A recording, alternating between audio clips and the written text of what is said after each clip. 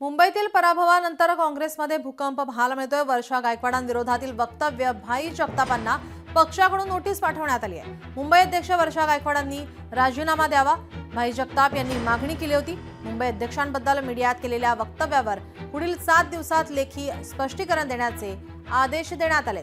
महाराष्ट्र प्रभावी रमेश चेन्निथिला यांच्या आदेशावरून भाई जगतापांना नोटीस पाठवण्यात आली।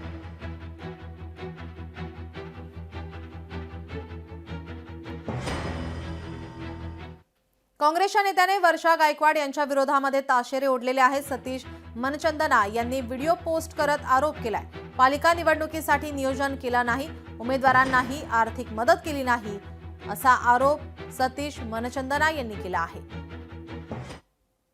अब कांग्रेस में लोकतंत्र भी खत्म किया जा रहा है। आप देखिए चुनाव की रणनीति, ये इतिहास में पहली बार हुआ है कि चुनाव की कोई रणनीति नहीं थी, ना कैंडिडेट को चलो फाइनेंस मदद तो नहीं किया, मटेरियल तक नहीं दिया। इतनी बड़ी कमेटी बनाई स्टार प्रचारक की, किसी कैंडिडेट के पास स्टार प्रचारक नहीं पहुंचा, सारा काम पेपरों में किया।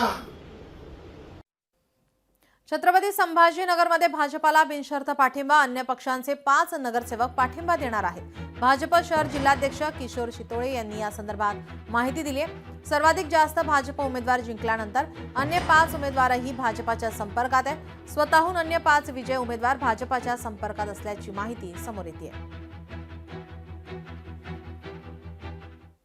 मुंबईकरांनो, पाणी जपून वापरा। मुंबईतील काही भागामध्ये 3 दिवस पाणी नाही। 20 जानेवारीपासून ते 22 जानेवारीपर्यंत पाणी पुरवठा बंद राहणार आहे। जलवाहिनी जोडणीच्या कामामुळे पाणी पुरवठा बंद राहणार आहे।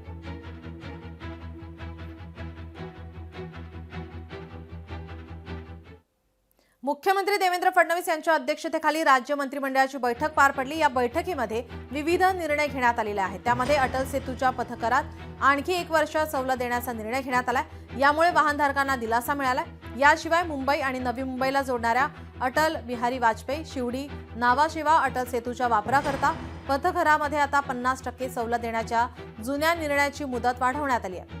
इलेक्ट्रिकल मोटर कार बसेस यांनाही अटल सेतूच्या पथकरातून आता पूर्ण सूट देण्याबाबतचा मुद्दाही अधिसूचनेत समाविष्ट करण्यास मान्यता देण्यात आली आहे। यामुळे आता ई-व्हेइकल्स धारक तसेच अन्य वाहनधारकांना दिलासा मिळणार आहे।